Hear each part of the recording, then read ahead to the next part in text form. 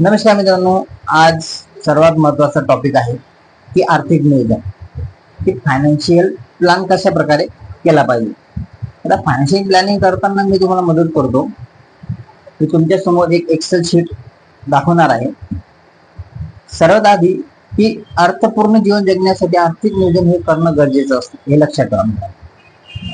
तर मग आर्थिक नियोजन म्हणजे काय, की आर्थिक उद्दिष्ट निश्चित करणे.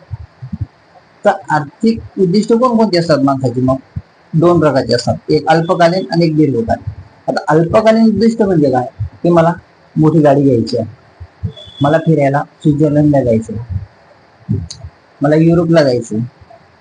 आणि दीर्घकालीन उद्दिष्ट म्हणजे काय, की मुलांची लग्न, स्वतःची रिटायरमेंट, नंतरची प्लॅनिंग, तसेच मुलांचं एज्युकेशन, हे दीर्घकालीन उद्दिष्ट असतात. तर मग असं विचार करा की आज तुमच्या मुलाचं लग्न आहे आणि त्याला 5 लाख रुपये खर्च येतोय, तर 10 वर्षानंतर 5 लाख रुपये खर्च येणार आहे का? नाही. का? कारण महागाई वाढते दिवसेंदिवस. तर आपण ही एक्सेल शीट मध्ये दाखवलेलं आहे की 7% महागाई वाढते, की जर 7% महागाई वाढली तर त्याला किती पैसा लागणार आहे भविष्यामध्ये. तर मी इथं उदाहरण दिलेलं आहे. एका व्यक्तीचं नाव आहे नरेंद्र. समजा त्याचं आता वय वर्ष आहे 30 आणि त्याला 2 वर्षाचा मुलगा आहे, म्हणजे 18 वर्षानंतर त्या मुलाचा हायर एज्युकेशन येणार आहे आणि 25व्या वर्षी त्याचं लग्न करायचं आहे. मग असे अज्यूम करा की हायर एज्युकेशनला आता त्याला 5 लाख रुपये खर्च येतोय आणि मॅरेजला 5 लाख रुपये आता खर्च आहे. तर जेव्हा त्याचा मुलगा हायर एज्युकेशनला जाईल आणि त्याचं लग्न होईल तेव्हा त्याला किती खर्च येणार आहे, म्हणजे त्याच्याकडे आता इन्व्हेस्टमेंट करायला किती वर्ष वेळ आहे.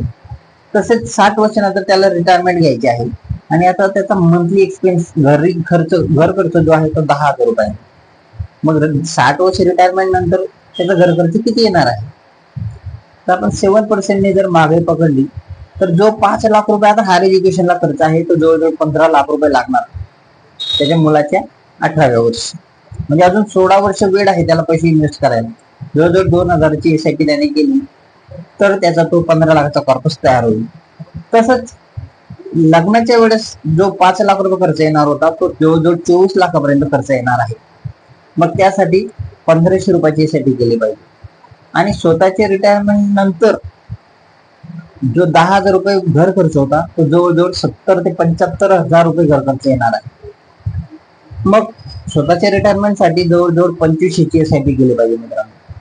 म्हणजे मुलाचं हायर एज्युकेशन, लग्न, स्वतःची रिटायरमेंट, आता जर 30 वर्ष वय असेल तर मंथली 6,000 रुपये SIP मध्ये गुंतवले पाहिजे, नाहीतर 5 लाखाची लमसम अमाऊंट गुंतवली पाहिजे. तेव्हा कुठे समोरच्या व्यक्तीचं 1.5 करोडचं कॉर्पस तयार होईल आणि त्या कॉर्पस मध्ये मुलाचे लग्न, शिक्षण, स्वतःचे रिटायरमेंट प्लॅनिंग होईल. अशा प्रकारे मित्रांनो फायनान्शियल प्लॅन केला पाहिजे, आर्थिक नियोजन केलं पाहिजे. तसंच भविष्यात काही इमर्जन्सीज येतात, मेडिकल एक्सपेन्स, हॉस्पिटल, तर ह्या गोष्टी आपली जी इन्व्हेस्टमेंट असते, जी सेव्हिंग असते ते पूर्णपणे घेऊन जातात. मग अशा गोष्टींपासून वाचण्यासाठी आपण हेल्थ इन्शुरन्स किंवा टर्म इन्शुरन्स अशा गोष्टी करून घेतले पाहिजे. तर अशा प्रकारे तुम्हाला तुमचा फायनान्शियल प्लॅन करायचा असेल, तुम्हाला तुमची पॉलिसी करायची असेल किंवा तुमचं SIP बद्दल मार्गदर्शन पाहिजे असेल, SIP करायची असेल तर मला दिलेल्या नंबरवर नक्की कॉन्टॅक्ट करा, नाहीतर मला मेल करा, मी निश्चितच तुम्हाला कॉन्टॅक्ट करा. आणि व्हिडिओ कसा वाटला नक्की कळवा. सबस्क्राईब करायला विसरू नका. Thank you so much. Bye bye.